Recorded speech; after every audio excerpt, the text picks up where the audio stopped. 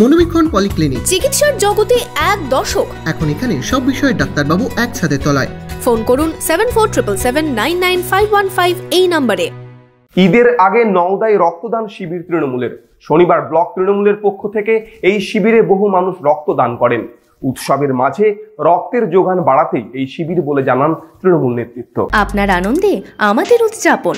বিয়ে হোক বা পার্টি, বহরমপুরে এবার luxury banquet hall at golden retreat. জেলায় একমাত্র পিলারলেস ব্যাংকোয়েট, আছে স্পা, সালন, ক্লাব মেম্বারশিপের সুযোগও। বহরমপুর শিল্প তালুকে গোল্ডেন রিট্রিট। ঈদ উৎসবের প্রাক্কালে মুর্শিদাবাদ মেডিকেল কলেজ হাসপাতালে রক্তের যোগান বাড়াতে রক্তদান শিবির তৃণমূলের। একদিকে তীব্র দাবদাহ, অন্যদিকে রক্তের চাহিদা। সামনেই ঈদ উৎসব, এর মাঝে রক্তের ঘাটতি মেটাতে অনেকেই এগিয়ে আসছেন রক্তদান শিবিরের মধ্যে দিয়ে। শনিবার নওদায় একটি বেসরকারি কলেজে ব্লক তৃণমূলের পক্ষ থেকে এই শিবিরে প্রায় 150-র বেশি মানুষ রক্তদান করেন। আমরা সবসময় চেয়েছি মানুষের জন্যে কাজ করে যেতে।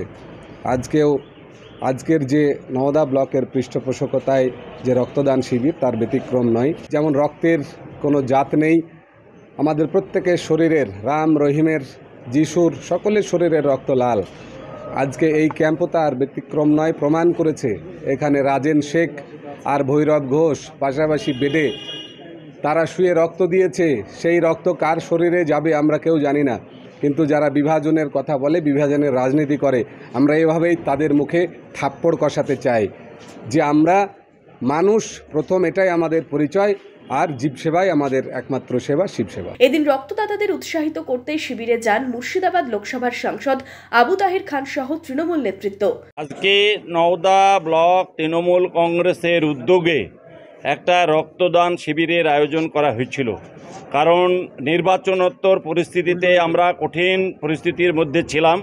প্রত্যেকটা পার্টির নেতা কর্মী সকলেই ব্যস্ত ছিলাম, এবং মেডিকেল কলেজ হসপিটাল তাদের এত রক্তের প্রয়োজন বহরমপুরে যে তারা বারবার আমাদেরকে ফোন করছে।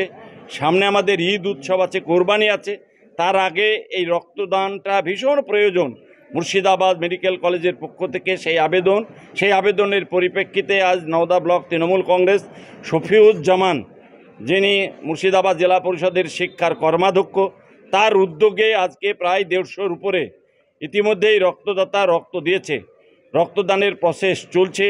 আমরা যারা রক্ত দিয়েছে তাদেরকে অসংখ্য ধন্যবাদ। এদিন নওদার 10টি পঞ্চায়েতের জনপ্রতিনিধিদের পাশাপাশি এলাকার বাসিন্দারাও রক্তদান করেন এই শিবিরে।